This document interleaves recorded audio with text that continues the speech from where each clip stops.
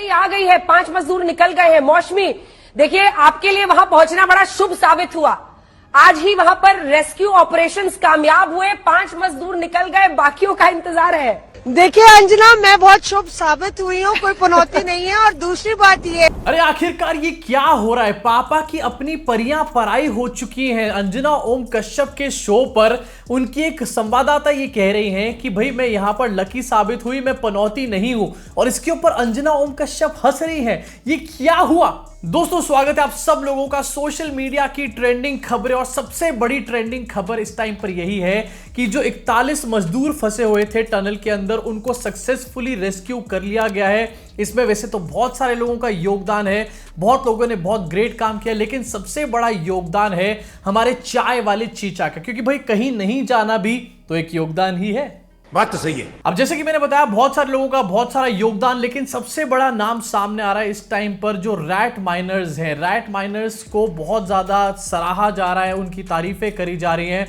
और आगे बढ़ने से पहले जरा मैं आपको यह समझा देना चाहता हूं कि आखिरकार ये रैट माइनिंग होती क्या है और ये इंडिया में इलीगल है इस टाइम पर, आपको पता होना चाहिए।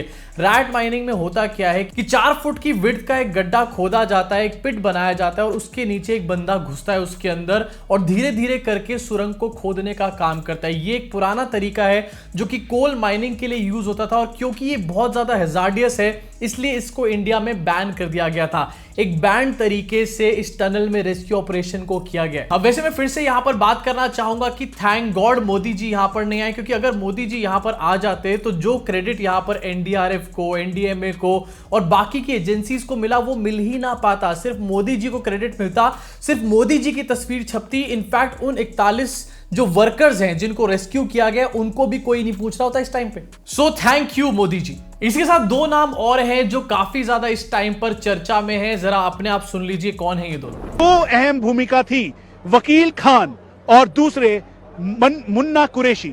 इन दोनों ने बहादुरी का परिचय देते हुए वो अंदर गए। अंदर जाने के बाद उन्होंने वो पूरी की पूरी खुदाई की। अब ये वकील खान और मुन्ना कुरैशी जो है इनकी भूमिका काफी इंपॉर्टेंट थी। ये भी रैट माइनर्स में से 2 लोग हैं। वैसे तो 11 लोगों की यहां पर टीम थी, लेकिन इन दोनों के बारे में ज्यादा बात इसलिए करी जा रही है क्योंकि शुरुआत में यही 2 लोग हैं जो इस पूरे के पूरे काम में उतरे थे। अब यहां पर एक बार तारीफ करना चाहूंगा मैं उत्तराखंड के सीएम पुष्कर सिंह धामी के बारे में भी, क्योंकि यार ये एक ऐसा चेहरा है जो थ्रू आउट द टाइम यहां पर डटे रहे। अब इनका यहां पर होना बहुत ज्यादा क्रूशियल था, क्योंकि अगर ये रेस्क्यू ऑपरेशन सक्सेसफुल नहीं होता, यहां पर कुछ भी 19-21 हो जाता तो इन्हीं का नाम सबसे आगे आता और चाय वाले चीचा तो पतली गली से निकल लेते और इनकी जो है गर्दन पूरी तरीके से यहां पर अटका दी जाती। इसलिए मैं पुष्कर सिंह धामी की भी यहां पर काफी तारीफें करना चाहूंगा। लेकिन भैया कुछ और लोग भी हैं जिन्होंने बहुत बड़ा योगदान दिया है, जिनको कल रेस्क्यू किया गया। अपने स्क्रीन पर जरा देखिए, हमारे गोदी मीडिया के लोग भाई अपने स्क्रीन पर देखो, ये पाइपों के अंदर घुस घुस के दिखा रहे थे कि आखिरकार रेस्क्यू ऑपरेशन कैसे किया जाएगा।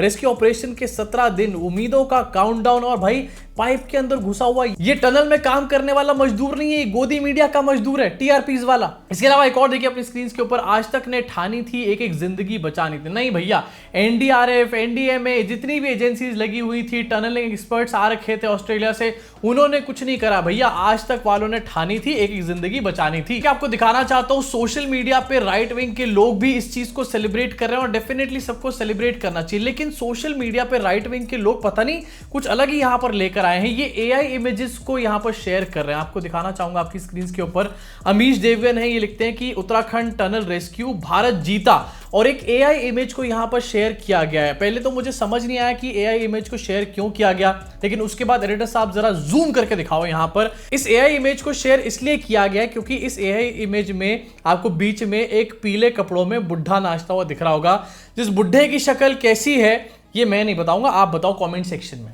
मतलब क्योंकि यहां पर हमारे पनौती चीचा पहुंचे नहीं और बहुत अच्छा काम किया कि वो यहां पर नहीं पहुंचे, तो भाई यहां राइट विंग के लोगों ने एआई इमेजेस बनानी शुरू कर दी। रियल रेस्क्यू ऑपरेशन की फोटोज ना शेयर करके उसकी एआई फोटोज शेयर करी जा रही हैं जस्ट बिकॉज चीचा को क्लाउड चाहिए। इसके साथ आगे बढ़ना चाहूंगा और एक बहुत बड़ी अपडेट आपको दिखाना चाहूंगा। ये जब टनल रेस्क्यू ऑपरेशन चल रहा था तो बाहर एक मंदिर बनाया गया था।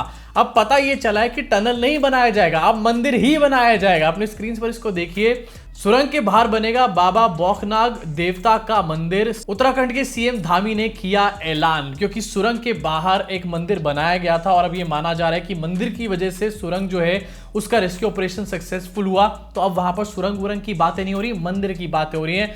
वाह, ये है हमारा देश। अब जहां पर हमने देखा कि गोदी मीडिया ने क्या रायता फैलाया, अब मैं आपको दिखाना चाहता हूं कि वहां पर कुछ अंधभक्त भी पहुंचे थे और क्योंकि मोदी जी नहीं पहुंचे तो भाई मोदी जी को क्रेडिट देने के लिए अपने आप वहां पर अंधभक्त पहुंच गए।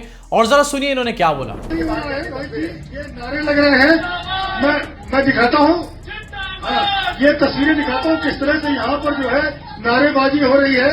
लोग बेहद पसंद, मोदी देश की तस्वीर है, बिल्कुल संजय से कुल मिलाकर लोग जश्न भी मना रहे हैं। और ताजा अपडेट यही, अब तक 24 मजदूरों को बाहर निकाला जा चुका है से, इसकी बड़ी खबर। और तमाम मजदूरों का भाई आज तक बहुत सारे नारे सुने थे, लेकिन ये कौन सा नारा है? मोदी देश की मशीन है, पनौती नहीं मशीन है। मतलब यार कम से कम राइमिंग तो बना लो यहाँ पर अंधभक्तों, थोड़ा तो दिमाग घुटनों पे जोर दो। अब जहां पर इतना कुछ हो रहा था, हमारे चाय वाले चीचा पीछे कैसे रहते, तो उन्होंने क्या किया, उन्होंने फोन पर इन 41 वर्कर्स से बात करी और उस फोन कॉल को वीडियो रिकॉर्ड करके वीडियो रिलीज कर दिया। वाह क्या बात है, मतलब कोई सीखे मार्केटिंग इनसे कैसे करते हैं। पहले तो कल रात को ये फोटोज रिलीज करी गई कि मोदी जी ने यहाँ पर 41 मजदूरों से फोन पे बात करी है, लेकिन जब इन फोटोज से काम नहीं चला तो बकायदा पूरी वीडियो डाल दी गई। और वीडियो को जरा मैं आपको दिखाना चाहूंगा, पहले देखिए इसे। देखिए मैं मेरा टेलीफोन जो है उस स्पीकर पे रखा है ताकि मेरे साथ जो लोग बैठे हैं वे भी आपकी बातें सुनना चाहेंगे। सबसे पहले तो मैं सभी आपके और आपके सभी साथियों को बधाई देता हूं। एक सुखरूप हम इतने संकट के बाद भी निकल पाए और मेरे लिए तो बहुत ही खुशी की बात है। मैं शब्दों में वर्णन भी नहीं कर सकता हूं, वरना कुछ भी बुरा हो जाता तो शायद मन को इतने कैसे संभाल पाते, कहना कठिन था।